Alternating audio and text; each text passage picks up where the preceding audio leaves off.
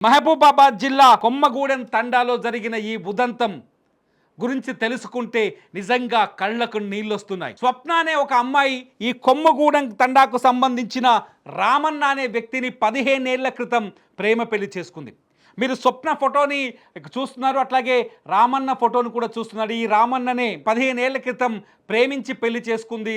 కంటికి రెప్పలా చూసుకుంటాను, కాలికి మట్టి అంటనివ్వను, నీ కాలికి ముళ్ళు తిగిన నా పంటితో తీస్తాను, నోటి పంటితో తీస్తానని తప్పుడు వాగ్దానాలు చేశాడు ఈ రామన్న.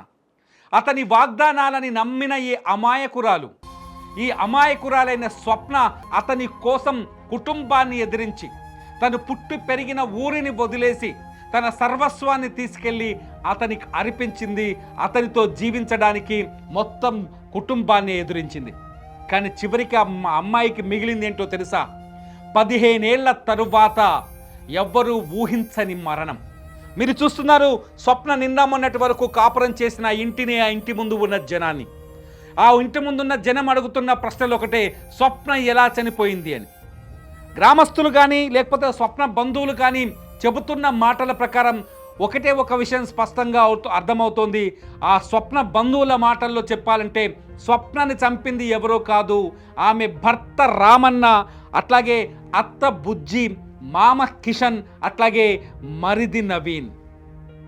ఈ నలుగురు కలిసి స్వప్న మెడలు విరిచి కడుపులో తన్ని కొట్టి చంపేశారని చాలా స్పష్టంగా స్వప్న బంధువులు చెప్తున్నారు. ఆ ఇంటి ముందు నిలబడ్డ జనమంతా చెప్తున్నారు.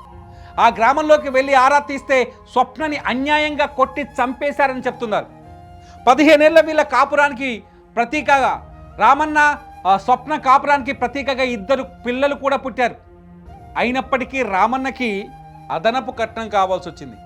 కట్నం తీసుకురాని కోడలికి ఇంకా అత్తగారింట్లో విలువ లేదని, అత్తగారి కుటుంబం ఆదరించదని, అత్తగారి కుటుంబం ఇంకా అవమానకరంగానే చూస్తుందనే మరొక సాక్ష్యంగా మిగిలిపోయింది స్వప్న కథ.